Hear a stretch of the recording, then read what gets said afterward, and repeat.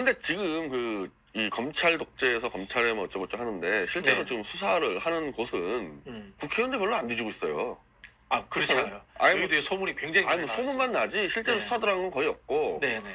그 문재인 정권에 대한 수사도요. 네. 끝났죠. 문재인 정권에 대한 수사는 사실 끝났고 제대로 안 하죠. 싹 다 불기소에 싹 다 불기소.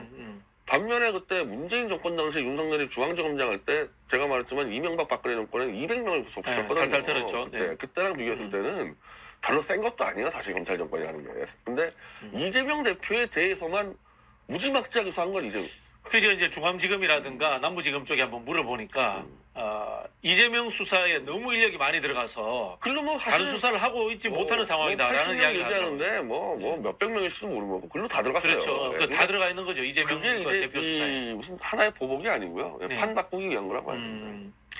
뭐 그런 생각을 하겠죠. 충분히. 네, 그런 생각을 할 거다라는. 그래서 저는 그 생각이 민주당 의원들이 무슨 뭐 검찰에게 협박받아서 했다기보다는요. 이 사람들이 먼저 이 자기 자발적이다? 이해관계가 좀 더 많다는 거죠. 그러면은 여기에서 한동훈 장관의 역할은 뭡니까? 이번에 이제 한동훈 장관이 국회에 와서 사람은 또 설명을 했단 말이에요. 그 사람 역할 한 것도 없는데 네. 역할을 한 것처럼 자꾸 자기를 내세워서 문제가 그건 역시 자기 목표가 있으니까 그러는 거 아닐까요? 그게 참 제가 볼 때 정말 저 사람 참 멍청한 사람 아닌가.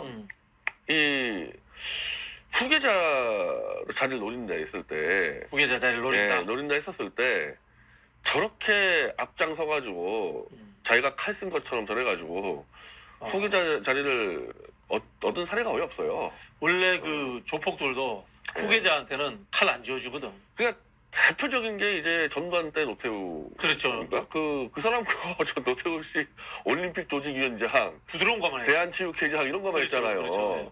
그리고 이제 힘든 것들 다 장세동이 했고. 그렇죠, 그렇죠. 지금 사실상 한동훈은 근데 이걸 자기가 아주 다 기획을 해가지고 검찰 수사 이렇게 가는 것 같지도 않거든요. 뭐 한동훈처럼 이렇게 치밀하게 막 이 판짜리는 기질도 아닌 것 같고 그렇다고 네. 또 검찰 내에서 뭐 신망 받는 사람도 아닌 것 같고 네, 네. 그냥 혼자서 튀는데 스스로 그냥 자기가 칼을 잡아서 휘두르는 것처럼 자기가 그냥 잡아내버린 거 아닙니까? 그럼 뭐 저기 심리적 분석을 하자면은 연예인병 같은 거. 연예인병이에요. 그리고 그렇게 해서 이제 이른바 좀 보수 노인들한테 박수 받는 거를 너무 즐겨서 네네.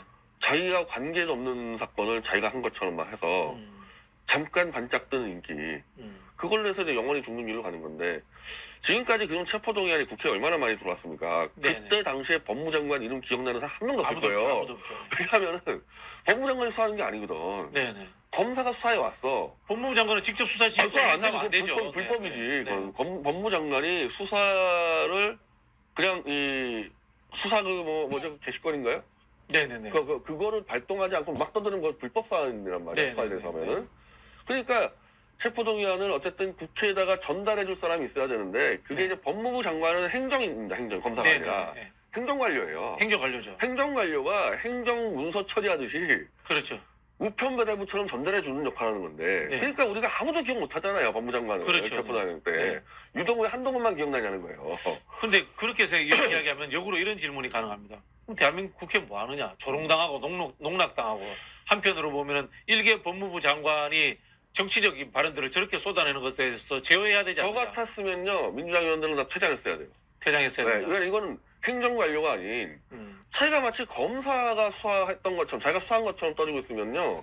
이거는 수사 개입이라고 얘기할 수 있는 거거든요. 이 정도는. 그렇죠. 법무장관이 법무부 장관은 개별 수사에 개입할 수 이 없습니다. 수사에 대해서 잘했다.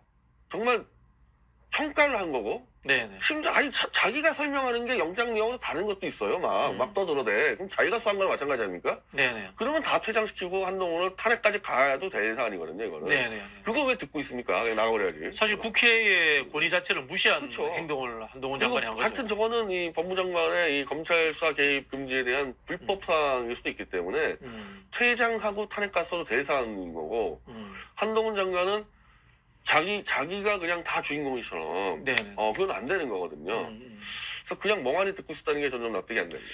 국민의힘 내부에서는 한동훈 장관의 이런 행동에 대해서 좀 불쾌해하는 사람들이라든가 좀 없습니까? 근데 이번에 한동훈 장관이 쭉 읽은 것도 아니고 거의 일장 연설해버렸는데 네. 야유도 별로 안 나왔던 것 같아. 뭐 중간에 뭐 하지마 근데 노웅래 때 나왔던 것 같거든요. 뭐 돈이 돈이 부스럭부스럭 그런 거린다 할 때. 그런 네. 것도 안 나온 것 같고 네. 그냥 아무 생각도 없이 멍하니 있었던 것 같습니다. 하여튼 뭐 제가 아마 야당에 있었으면요 다 데리고 나갔을 겁니다. 퇴장을 했겠죠. 퇴장을 했어야 퇴장을 된다. 했어야 됩니다. 그건 사실 원내대표의 몫인데. 난 이번에 박홍원 원내대표는 거의 이번 사태에 결정적인 책임을 져야 된다고 봐요. 네.